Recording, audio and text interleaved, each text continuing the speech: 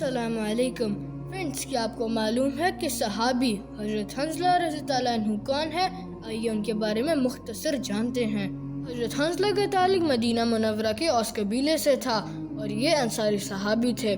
ان کے والد ابو عامر اپنے قبیلے کے سردار تھے، لیکن جب رسول اللہ صلی اللہ علیہ وآلہ وسلم مکہ سے ہجرت کر کے مدینہ آئے، پورے مدینے والوں نے آپ صلی اللہ علیہ وآلہ وسلم کو دل سے ویلکم کیا، مگر مدینہ کے صرف 2 لوگ ایسے تھے جن پر حسد کا غلبہ ہو گیا۔ ان دونوں کو لگا کہ اب ہماری سرداری ختم ہو جائے گی۔ یہ 2 منافق لوگ ابو عامر یعنی حضرت حنظلہ کے والد اور دوسرا عبداللہ ابن ابی تھا۔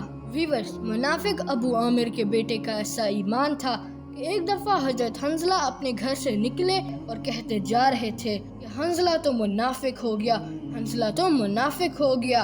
حضرت ابو بکر رضی اللہ عنہ بھی اسی راستے سے گزر رہے تھے تو آپ نے حضرت حنظلہ کی آواز سنی تو کہا، حنظلہ یہ کیا کہہ رہے ہو اور کیوں کہہ رہے ہو؟ حضرت حنظلہ نے کہا، اے ابو بکر، جب میں رسول اللہ صلی اللہ علیہ وسلم کی صحبت میں ہوتا ہوں یعنی ان کے پاس ہوتا ہوں، میں محسوس کرتا ہوں کہ میرے دل کی اور ایمان کی کیفیت کچھ اور ہوتی ہے۔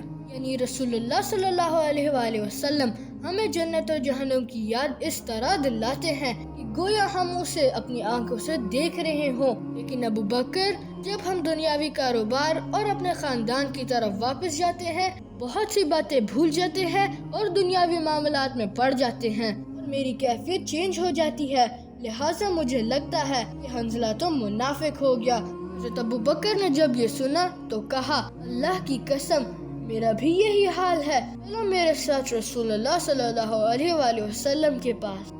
دونوں رسول اللہ صلی اللہ علیہ وآلہ وسلم کی خدمت میں حاضر ہوئے اور تمام واقعہ بتایا۔ رسول اللہ سمجھ گئے اور فرمایا، یہ قسم ہے اس ذات کی جس کی قدرت میں میری جان ہے، حنظلہ یہ نفاق نہیں ہے۔ اگر تم ہر وقت اس حالت میں رہو جس حالت میں تم میرے پاس ہوتے ہو اور جب اللہ کے ذکر میں بزی ہوتے ہو، حنظلہ اگر تمہاری یہ کیفیت ہر وقت رہے، میری مجلس یعنی صحبت کو چھوڑنے کے بعد بھی فرشتے مدینہ کی گلیوں میں اور تمہارے بستروں پر آ کر تم سے سلام کریں گے۔ فرینڈز، پھر رسول اللہ صلی اللہ علیہ وآلہ وسلم نے 3 مرتبہ فرمایا، حنظلہ کبھی وقت کسی طرح کا ہوتا ہے، کبھی وقت مصروفیت کی وجہ سے کسی طرح کا ہوتا ہے اور وقت ایک جیسا نہیں ہوتا۔ ویورز، صحبت کا اپنا ایک رنگ اور برکت ہوتی ہے، اسی لیے کوشش کریں کہ اچھے لوگوں کی صحبت میں رہیں۔